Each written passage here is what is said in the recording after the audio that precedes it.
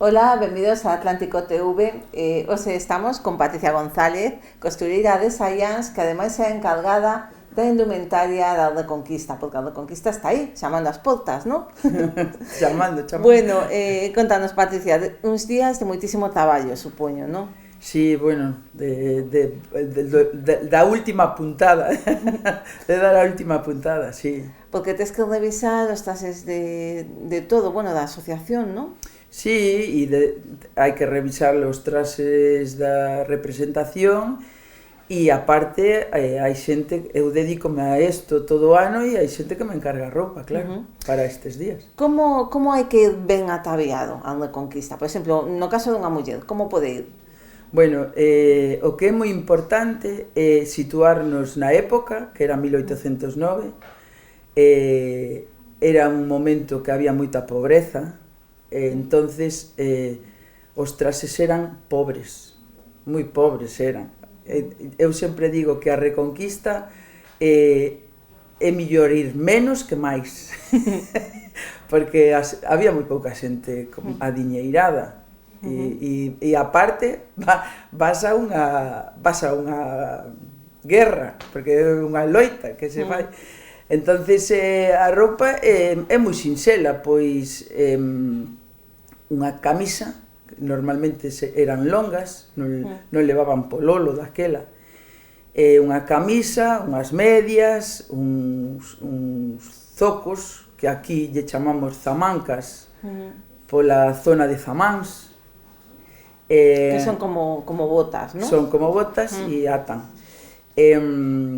Despois levaban a saia, un mandil, e si podían levar un mantón destos ou un sustillo xa era un nivelón.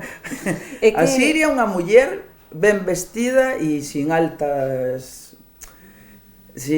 grandes lujos, porque, bueno, si intenta representar esa época, menos e máis. Que material? Que tela? Normalmente eran telas toscas, porque eran feitas en tear, casi sempre, porque a industria empezou en 1900, cando empezaron as telas industriais a vir aos portos, a Porto da Coruña e o Porto de Vigo, eso saen a principios de 1900, o sea, a Reconquista é en 1800, casi 100 anos despois.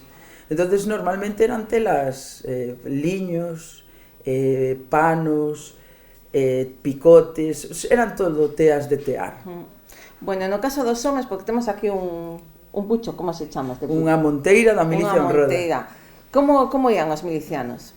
Os milicianos iban co trase de diario deles, e iban como o trase tradicional de home, pois levaban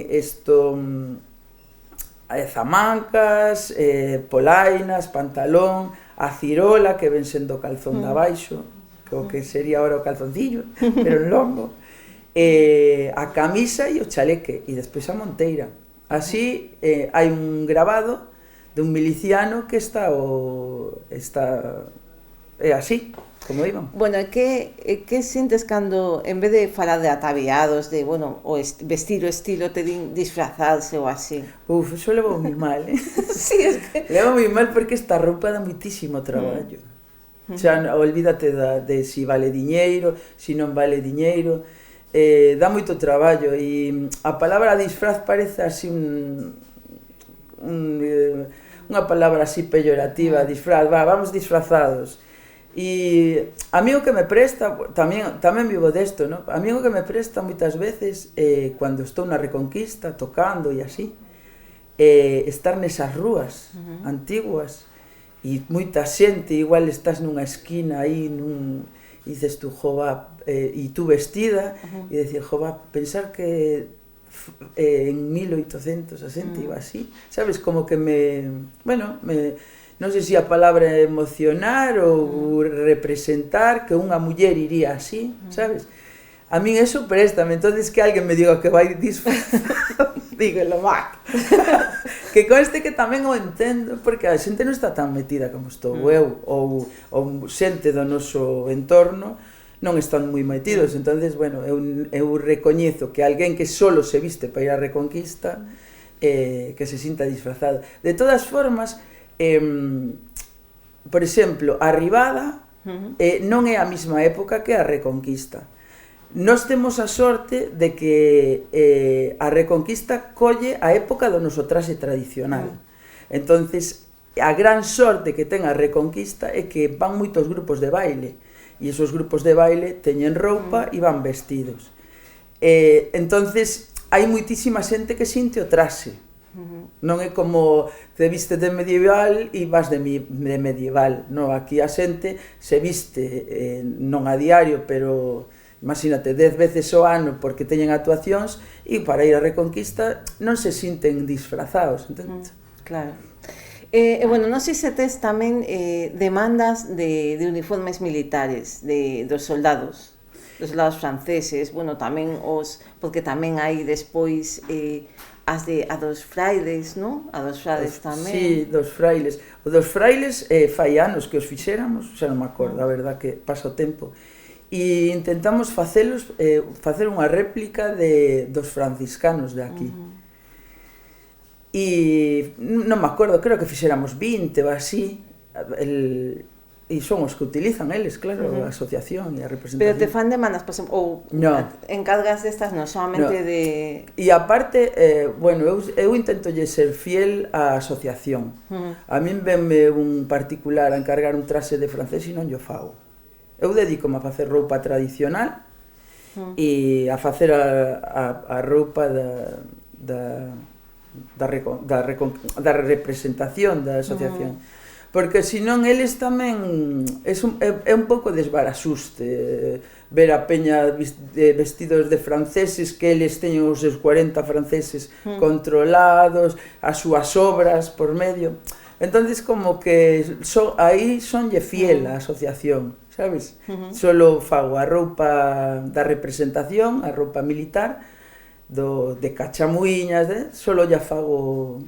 Detrás de porque estás falando de investigacións, de recuperar roupa tradicional, detrás de cada traxe hai un traballo de documentación, non?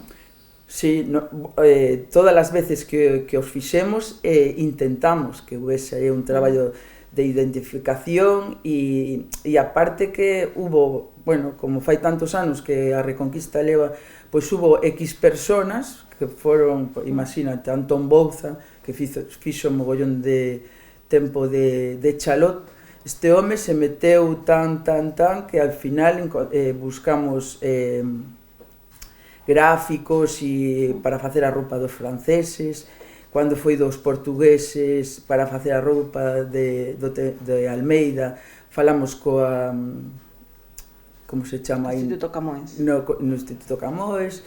Sí, intentamos non facer disfraces. Intentamos saber un pouco da historia. Canto pode custar un traxe destos? Un traxe Un traxe, por exemplo, un traxe estos que faz de muller, por exemplo, de... Un traxe de muller, así como di o primeiro que falen, pois igual entre 400 euros, sí, porque aparte os materiales cada vez están máis caros, hai que pôr os impostos, man de obra, sí, anda aí. Entonces tamén entendo a xente que non está metido no noso mundillo, que para ir vestido á festa 2 días que se gaste ese diñeiro me parece unha burrada, sinceramente. Bueno, a Reconquista comeza xa, como estás vendo estes últimos anos? A xente se anima máis a meterse na festa, a ir ataviado como ten que ir? Sí, bueno, eu vexo que a festa creceu moitísimo, pero moitísimo. Pero penso que todas estas festas, non só a Reconquista, creceron moito. Si é Ribadavia, si é a Ribada, todas estas festas crecen moito. Está guai que crezca, sí, pero o que tiñamos antes na asociación, que era máis máis familiar, eso perdeuse, e é unha pena. Uns xa non están, os pobres, pero eso perdeuse. Entonces, bueno, é bonito, sí, a min préstame moito ir pola rúa chea e ver roupa que fago eu e que eles non saben nin que son eu, no? Eso a min préstame moito, pero tamén se está perdendo ese, bueno, o do principio, sabes? Ti reivindicas o de Saians, aínda que estás aquí colaborando co Cascovello, sempre foches moi de Saians. E outro día, falando cos lavadores, reivindicaban o papel que tamén facían as parroquias, non? Naquel momento, bueno, Concello do Val do Fragoso. Sí, claro, porque a milicia non era todo xente do Cascovello, era xente das parroquias que viñan a loitar. Por bouzas, lavadores, baladares, sí. O sea, que tamén te sintes identificada aquí co Reconquista do Cascovello. Claro que me sinto identificada. É máis, bueno, eu que estou tan metida no tema veciñal ali en Saians, apareceron varios documentos que andan polo Museo de Castrelos, como uns pergaminos dicindo que deixaban as tropas francesas, o sea, os franceses non só estuveron no Cascovello, estuveron por todas partes. Entonces, eu son de Saians, pero sinceramente boten tanto tempo no Cascovello, porque tú date cuenta que eu din clase de costura no Cascovello 20 anos, con todas e todos. E agora fai 7 anos que xa non damos o curso de costura, pero eu síntome como da Asociación do Cascovello, e non son do Cascovello, que moita xente me dice, sí, patria do Cascovello, non, patria de Saians, pero como que vin crecer esa festa, e eu son parte de que esa festa crecera, porque sentía, bueno, sinto a festa da Reconquista, que é parte de todos os vigueses. Bueno, onde vas a estar estos días? No taller. O verde sábado. Díxome o encargado que, bueno, Berto, Patri, con que teñamos as polainas para domingo pola tarde para representar. Non vou a estar, pero mañá seguramente que este un pouco no taller, e o sábado vou a tocar por la rúa como todos os anos. Sí. Claro, porque eso non falamos, pero tamén tes a túa faceta musical, non? Eu son pandereteira. Este ano que estamos tan de moda, as pandereteiras, por fin. Sí. E todos os anos toco, claro.